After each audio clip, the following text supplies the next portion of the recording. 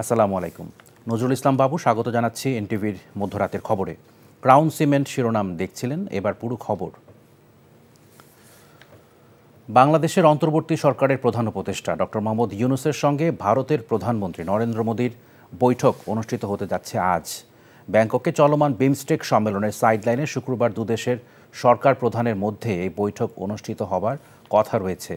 ইউনূস মোদী বৈঠক অনুষ্ঠিত হলে এটি হবে 5 আগস্ট পরিবর্তিত পরিস্থিতিতে দুদেশের শীর্ষ পর্যায়ের প্রথম কোনো বৈঠক।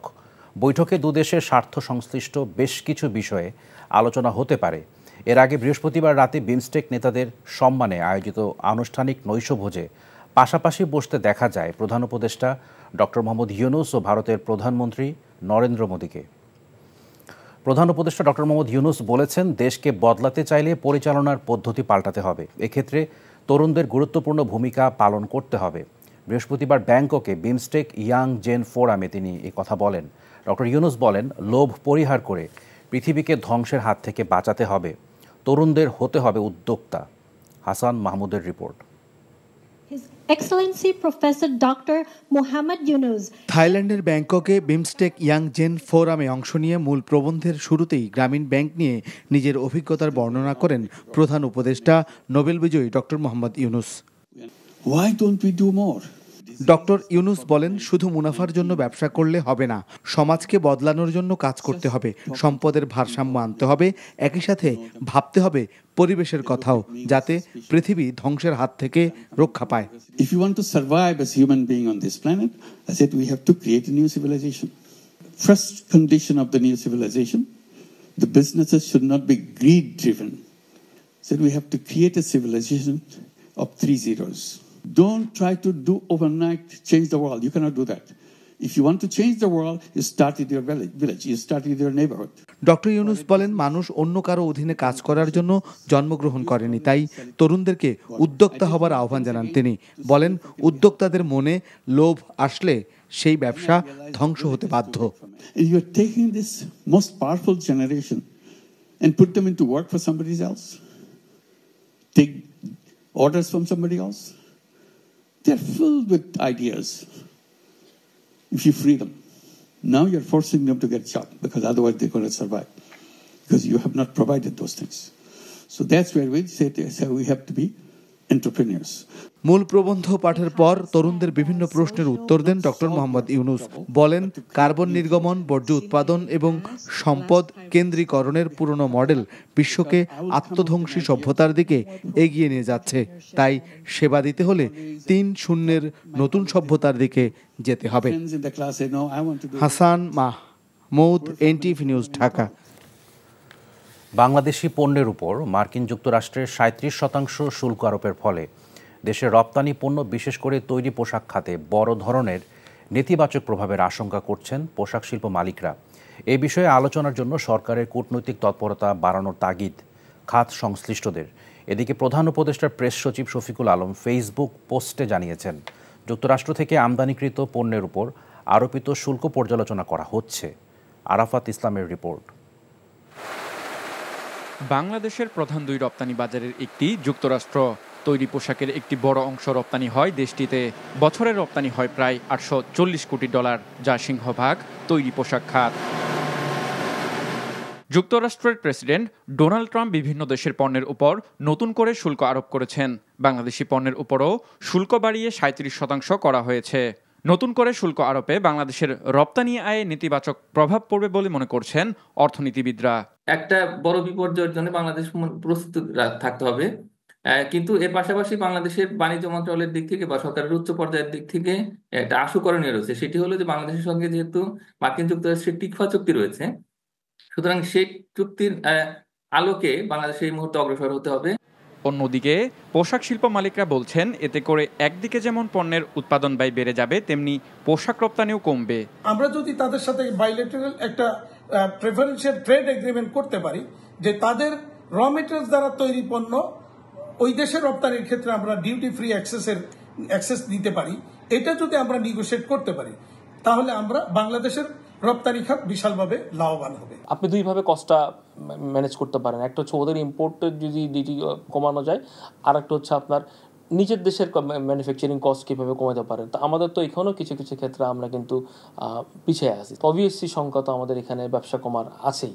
তো সেই জন্যই বলছি যে আমাদেরকে প্রোঅ্যাক্টিভলি এখনই এটা কমিউনিকেশন করে এটাকে কিভাবে আমাদের ওদের যে প্রোডাক্টগুলো আছে যদি দরকার হয় সেটা কমায় নেয়, কারণ সেটা আমরা কত বিলিয়ন বা কত কি ইম্পোর্ট করতেছি এবং সেটার এফেক্ট কী, এবং আমরা গার্মেন্টস কি এক্সপোর্ট করতেছি সেটার এফেক্ট কী, সেটা না হলে কি হইতে পারে, এইগুলো তো আসলে সরকারকে এখন বসে হিসেব নিকাশ করতে হবে। আরাফাত ইসলাম, এনটিভি নিউজ, ঢাকা। এদিকে আলোচনার মাধ্যমে ট্রাম্পের শুল্ক ইস্যুর ইতিবাচক সমাধান হবে বলে আশা প্রকাশ করেছেন বাংলাদেশের অন্তর্বর্তী সরকারের প্রধান উপদেষ্টা ডক্টর মোহাম্মদ ইউনূস। বাংলাদেশ বিষয়টি পর্যালোচনা করছে জানিয়ে তিনি বলেন, যেহেতু বিষয়টি আলোচনার যোগ্য তাই এ নিয়ে আলোচনা করা হবে এবং সর্বোত্তম সমাধানে পৌঁছানো সম্ভব হবে। বৃহস্পতিবার ব্যাংককে প্রধান উপদেষ্টার প্রেস সচিব শফিকুল আলম ডক্টর ইউনূসের বরাত দিয়ে সাংবাদিকদের কথা বলেন।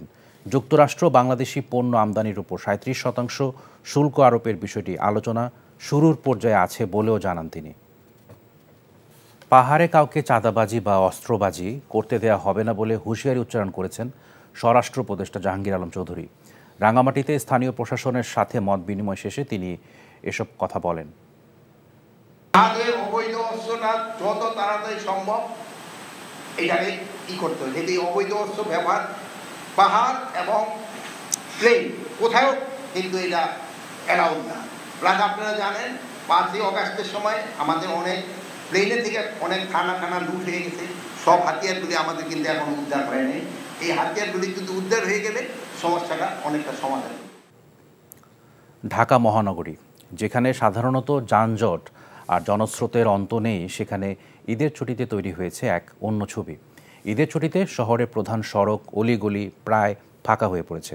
তবে যারা প্রিয়জনদের সাথে ঈদ করতে গ্রামের বাড়ি যাননি, তারা এখন শহরের বিভিন্ন বিনোদন কেন্দ্রগুলোতে ভিড় করছেন। সাদরিনা খন্দকারের রিপোর্ট। ঈদ ছুটির চতুর্থ দিনে রাজধানীর বিনোদন কেন্দ্রগুলোতে মানুষের ঢল নেমেছে। শহরের বিভিন্ন প্রান্ত থেকে হাজারো মানুষ পরিবারের সদস্যদের সঙ্গে ঈদ আনন্দ উদযাপন করতে এসে জমিয়ে তুলেছেন পার্ক, সিনেমা হল ও চিড়িয়াখানার মতো বিনোদন কেন্দ্রগুলো। পরিবারের সঙ্গে কিছু সুন্দর সময় কাটানোই তাদের আসার মূল উদ্দেশ্য বলে জানান দর্শনার্থীরা। আজকে ভাবলাম যে বাচ্চারা বাসায় বোর হয়ে যাচ্ছে, একটু ঘুরে আসি, নব থিয়েটারে যাব, তারপর সামরিক জাদুঘরে যাব। ঈদের বন্ধ এখন প্রায় এদিক ওদিক বের হওয়া হচ্ছে। সিনেমা দেখতে আসছি কিন্তু এখনো টিকিট পাই নাই, মেবি টিকিট আজকে পাবো না। আজকে দেখতেছিস ভালো লাগতেছে, বাচ্চা খুব আনন্দ পাচ্ছে। বাঘ দেখছি আব্বুর সঙ্গে, ইন্নে ভালো লাগছে। বাচ্চার শখ চিড়িয়াখানায় বন্য পশু দেখবে, তার জন্য আর কি আসা বাচ্চাকে নিয়ে। সকাল থেকেই চিড়িয়াখানায় আসতে থাকেন শিশু থেকে বৃদ্ধ সব বয়সী দর্শনার্থী। ভেতরে প্রবেশ করেই পশু পাখি দেখতে উৎসুক হয়ে ওঠে শিশু কিশোররা। আমরা দুই ভাই চিড়িয়াখানায় ঘুরতে এসেছি, একসাথে সময় কাটিয়ে অনেক ভালো লাগতেছে। অনেক মজা পেয়েছি। গন্ডার দেখেছি, লায়ন দেখেছি, সিংহ দেখেছি, সিংহ, বাঘ, ভাল্লুক। এখনো ভাল্লুক দেখি না, ভাল্লুকটা দেখবো। আগামী দিনে বিনোদন কেন্দ্রগুলোর কার্যক্রম আরও সুসংগঠিত এবং দর্শকদের জন্য আরও সুবিধাজনক হবে বলে প্রত্যাশা দর্শনার্থীদের। সাদরিনা খন্দকার, এনটিভি নিউজ, ঢাকা। শেকড়ের টানে উৎসব প্রাঙ্গণে মহিরুহু এ প্রতিপাদ্যকে ধারণ করে উদযাপিত হলো কুমিল্লা মনোহরগঞ্জ উপজেলার পোমগাঁও উচ্চ বিদ্যালয়ের শতবর্ষের উদযাপন।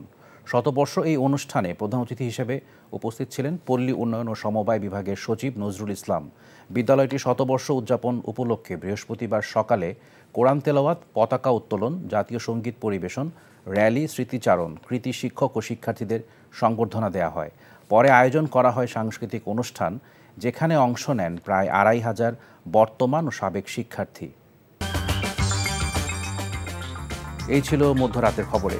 এই খবরের ভিডিও সহ আপডেট জানতে ভিজিট করুন এনটিভি অনলাইন www.ntvbd.com। এছাড়াও এনটিভির জনপ্রিয় সব অনুষ্ঠান ও খবরের আপডেট জানতে ভিজিট করুন আমাদের ইউটিউব ও ভেরিফাইড ফেসবুক পেজ। সকাল 7:30টায় সকালের খবর দেখার আমন্ত্রণ রইল। ধন্যবাদ সবাইকে।